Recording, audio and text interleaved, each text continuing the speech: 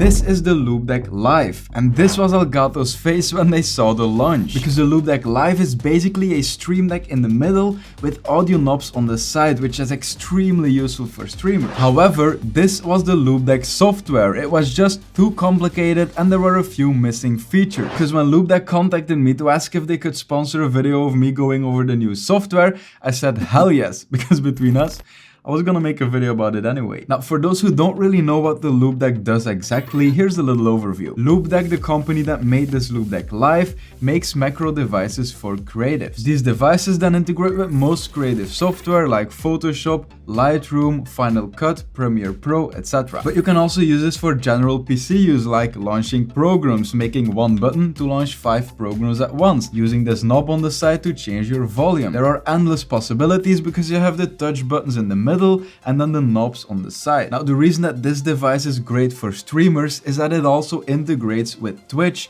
OBS Studio, Streamlabs OBS, also Spotify, and it basically has everything you need to control your stream while being live, to change the volume of stuff. And I want to show you the whole process, so I'm gonna search for Loupedeck Live here and we can go to their website there. By the way, I'm sorry for this activate Windows here. I just finished this budget streaming PC. It's gonna be a video on my channel if you want to see it. I built the cheapest streaming gaming PC I could, so you can subscribe for that, but I haven't activated Windows yet. Let's see here. I think we need to go to support. Okay, here we see downloads, Loupedeck software, and also default profiles. I'm gonna go over this later in the video. For now, we're gonna download the software. So I will choose the latest version, download for Windows. Let's open this. And I'm not really sure if it's necessary, but I'm gonna plug in the Loupedeck before I continue the installation. So let's click I agree, click on install. And as soon as it was finished, this screen appeared here, and this is the intro. And as you see, we got a jump in button now, and when we click it, we get a previews button, so we can navigate through this setup with the Loupedeck, but I'm gonna do it on the screen for now. I'm just gonna click on next, and then here you should choose what you're using this for,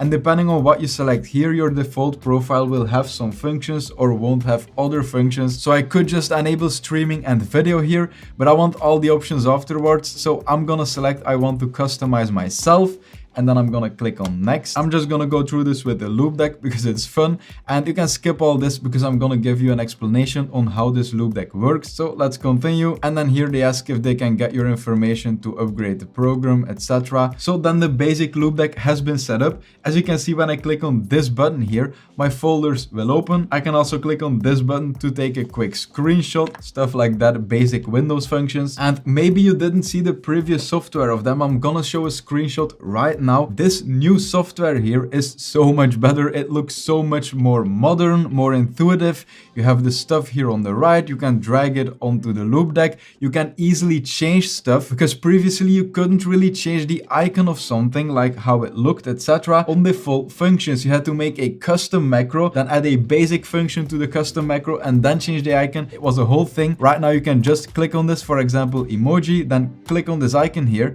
and then click on choose image, and then you can just choose whatever you want. They show the Loupedeck icons here. I don't really want to use this, but just for an example, if I select this here, boom, there we go. I can zoom in, zoom out, click on save, and now as you see on the Loupedeck, this is the new icon here. This is amazing. It's a function that should have been there. And to me, this also shows that the Loupedeck team is actively working to make this better. There's a bunch of other stuff that people were requesting and they've added it. They made the software so much more intuitive. So I'm looking forward to showing you how this all works. Now on the top here, you can see the general structure of the Loupedeck. So on the left, you select your device, which is the Loupedeck Live for us. Then in the middle, you select your profiles. You can make profiles yourself or there are presets. I'm gonna go over this later.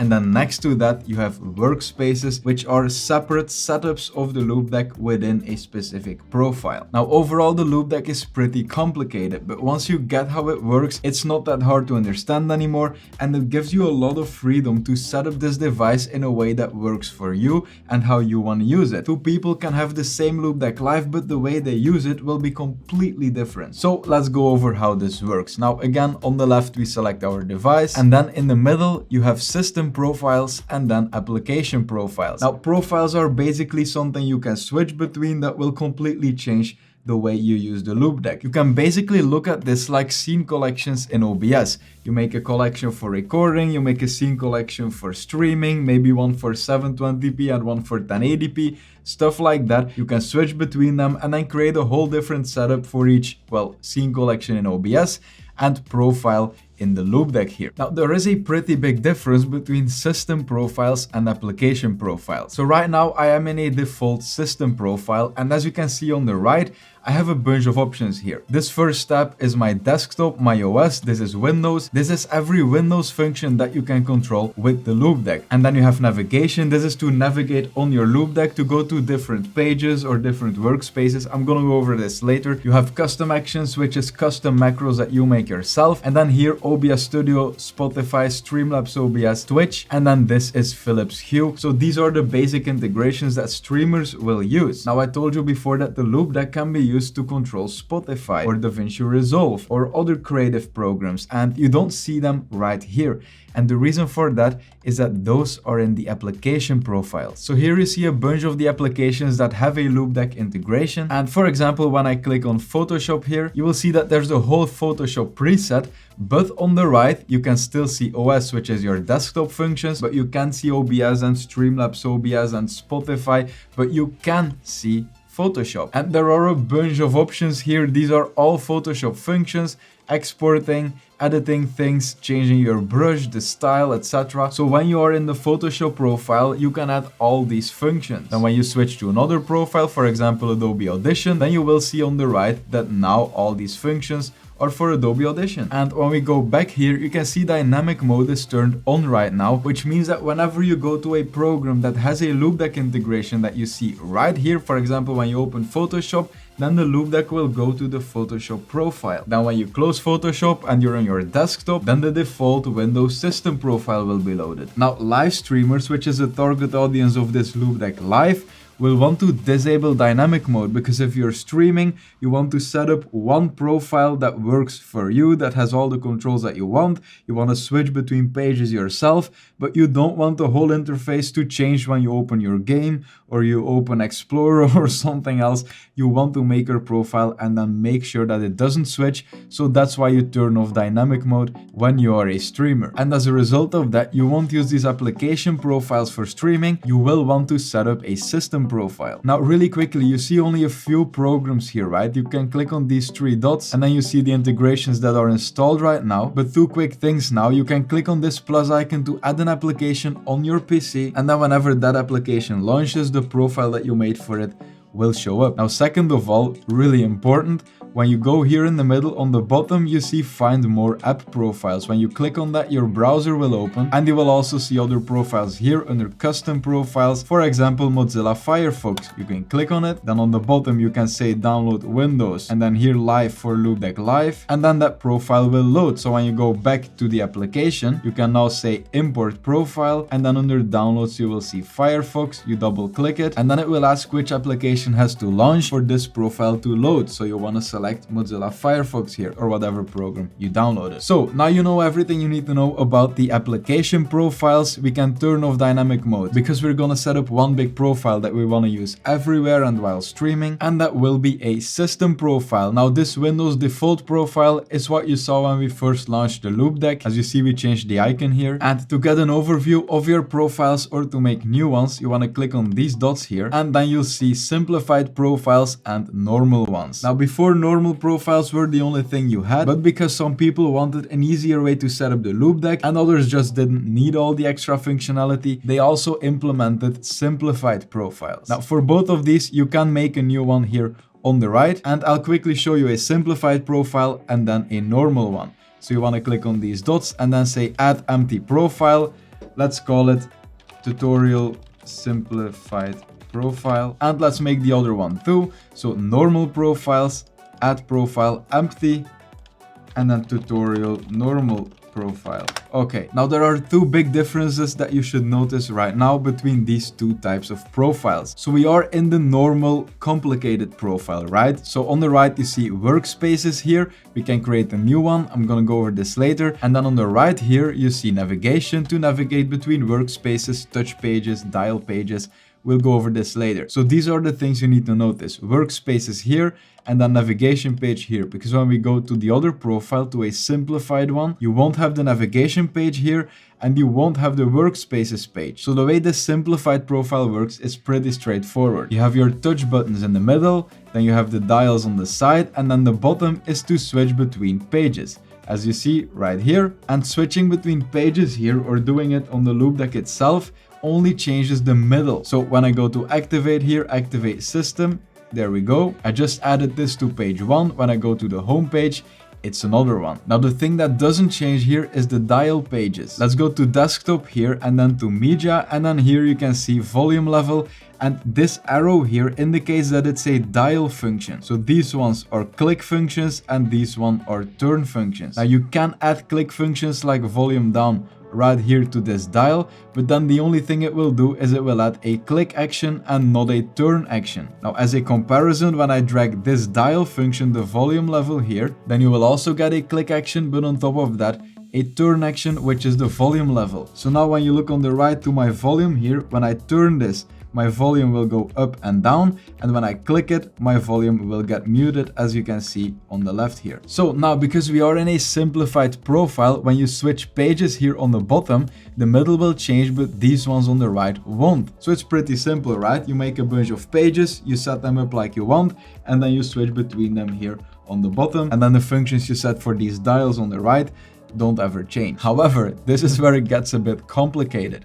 When we go to the other profile, to the normal one, let's take this one we created, an empty profile. Now we do have the navigation page here and then the workspaces. So we can still drag functions to the middle here, and we can still add turn actions to these knobs, for example, as you see here. But you will see this one here and then here too, and this is to add extra pages. So I can add an extra dial page. Just click on this, dial page 2, add a new one, 3, 4. I can add a bunch of dial pages here, and then on the bottom I can add new touch pages like this. Let's add 4 too. And basically now we don't need the buttons on the bottom to do the same thing we could on the simplified profile. Only now the way you switch between these touch pages isn't clicking on the buttons on the bottom to switch between them, but it's swiping on your Loupedeck. As you see now, they are all empty, but there you go. This is the first touch page, and then when I swipe, I go to the second one, as you can see here in the software. And the same thing counts for the dial pages. I'm gonna go to page 2, right? And now when I swipe here on the right, for example, to the top, I go to page 3, page 4, and then page 1, and there we go. So this is how you will work within your specific workspace. You could, for example, change this workspace here, modify it, and then call it Twitch. By the way, when you select this here, assign as home workspace, it will be assigned to this button here, and when you make new ones, you will be able to set them to 1, 2, 3, 4, etc. by dragging things, but I'm gonna go over this later. So now we have one workspace that's called Twitch, and then you can add a bunch of controls here. You can add multiple pages of Twitch controls, you can add multiple pages of dial controls for Twitch, which you're not gonna need for this, but it's possible. And then you can make another workspace, and then for example call this OBS. Click on OK, and now you've got a separate workspace for OBS Studio, and then within that workspace you can also make a bunch of touch pages with OBS controls, a bunch of dials for your volume within OBS and other stuff. So as you can see, now we are utilizing this page here that wasn't here on the simplified profile. This is the navigation. You can see workspaces, touch pages, dial pages, and this is where it can get complicated if you were a bit confused with everything else I've been over. So we made 2 workspaces here, and then in the navigation here, you can open workspaces, and here you will see the 2. So we had our home workspace, which was Twitch, and then we made a new one, OBS, and we can't find it anywhere yet. And that's because you need to add a link to that workspace, because you can link from everywhere to everywhere on this Loupedeck, and this is where you see the complete customizability. So now I want to take this OBS workspace, and for example I want to drag it here on the bottom. So now I have a Twitch workspace. When I click on that, we have all the pages we made here for the dial and all the pages for the touch here for our Twitch, with Twitch controls like putting chat in slow mode, etc. I'm gonna go over this later. And then the second one here is OBS, and we didn't make any pages yet. You can add a new page for some stuff. So now on the Loupedeck, I can click on this button and then swipe between my Twitch controls here and here. and then click on this button and then swipe between, if I have multiple pages, swipe between my OBS controls, and then you can add a bunch of workspaces here. And you aren't locked to these buttons to change workspaces, by the way. You could just as well go to the Twitch workspace here and then take the shortcut to the OBS workspace and then add it here. And now you can go from the Twitch workspace on the Loupedeck here to the OBS workspace by just clicking it. And now you are in the OBS workspace, which is also right here. And I can't go over all the functions of this Loupedeck because it's a lot. You can also add shortcuts to go to the next page and the previous page. All that stuff, you will need to figure it out on your own and test around with how you want to use your Loupedeck. There are two really important things I still need to show, and that's how to log in on Twitch, Spotify, etc. and then use all those integrations. And then also something really important for streamers, which I'm gonna show right now, and that is how to use these dials here to control the sound on your PC. Now you can search for everything here in these tabs and then here in the folders, but you can also search on top, and then when you enable this you will only see the touch functions, and when you only enable this here you will only see the dial function. So I'm looking for a touch function and I'm looking for a mixer. So I'm gonna type mix, and there you go. It's within the desktop actions, volume mixer output and volume mixer input. So I'm gonna make it in my OBS profile and I'm gonna make it on the second page here. So let's type volume and then here volume mixer. So I'm gonna drag volume mixer input and then volume mixer output right here. And now you will see that on the Loupedeck on the OBS page, we have our input mixer and our output. When I click on output, then on the sides I will see all the programs that are opened on my PC and that could make sound. So if my editor can position this all next to each other, you will see the volume mixer and then the Loupedeck together on the screen. And when I go to this here, then I can turn the volume of my browser and you will see it changing in the volume mixer on my PC. So let's say that OBS here, that this is my game. If I want my game to be more quiet on my stream, I just turn this down a bit. And there we go. This is extremely useful. And whenever you go to this mixer page, you will see an arrow on the top here that will go back to the previous one. And the same thing counts for here. This will change the volume of my microphone. I think this is my microphone, my line in. When I turn it, then my microphone should get more quiet. Let's turn it to 100 again. And then on the middle, you see buttons to mute something. So when I click this, you didn't hear me. This is very useful. And then the next thing I want to show you is how to use all these program integrations that are specifically for streamers.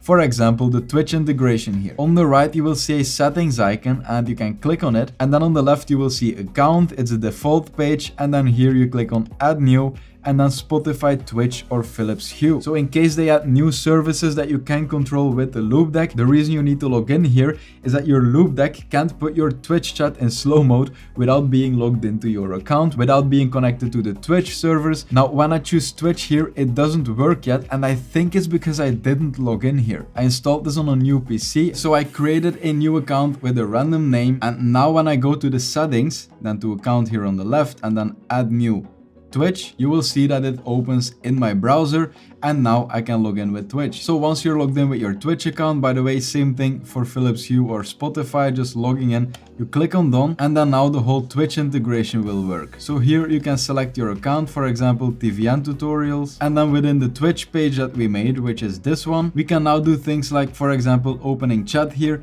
and then putting chat in emote only mode, or make a shortcut to clear our chat completely with one click on this button. And again, I think I went over this before, but if you click on one of the buttons on the bottom right, you can click on the icon and then you can click on choose image and then change the icon. However, I found the bug. I don't know if it works with pre-made icons, but when you zoom in and then save it and then you click on it again and then you make it smaller, you don't get the previous image anymore. It only saves the last image, as you see when I click on save, and then it doesn't get you the original anymore. Maybe with the default ones you can click on revert. Yep, it works, but it doesn't work with custom images. So I'm gonna send them an email, tell them that this is happening, they will fix it. But for now, if you get something like that, just know that it's not you.